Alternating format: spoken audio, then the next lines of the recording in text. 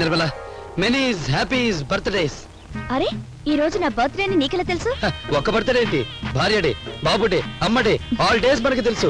Lawrence గారు చెప్పారు. అది సరే గాని ఈ రోజు సంక్రాంతి పండగ కదా, నీ పండగ రోజున నీకు నా ప్రెజెంట్. థ్యాంక్స్. నీ బర్త్డే రోజున నా ప్రెసిడెంట్. ఏమిటి? ప్రెసిడెంట్. ప్రెసిడెంట్ కాదు ప్రెజెంట్. ప్రెసిడెంట్. ప్రెసిడెంట్ కాదు ప్రెజెంట్. ఓహో ప్రెసిడెంటా? ఓ మై గాడ్, ప్రెసిడెంట్ కాదు ప్రెజెంట్. ఊటా ప్రెసిడెంట్. సరేనైనా ఆ ప్రెసిడెంట్ ఇలా ఇవ్వు. పంచరసాప పెళ్లి కడదాం అనుకున్నాను. సర్లే, ఎప్పుడైనా దాని దగ్గరికి కట్టాల్సిందేగా. అబ్బో పట్టు చీర తీసుకొచ్చావే. నేను కొనలేదు, మా నాయనమ్మ కాలం నుంచి ఇంటి గోడలు కడుతున్న ఆనవాయితీ చీర.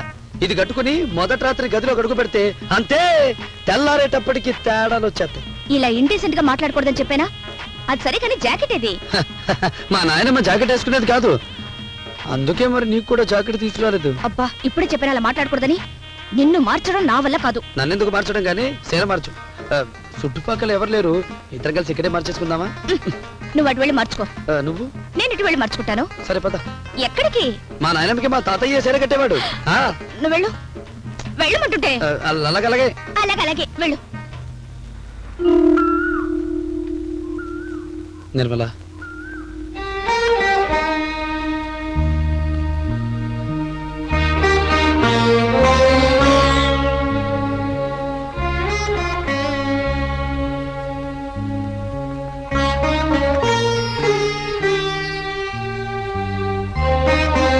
నిర్మల ఆగు.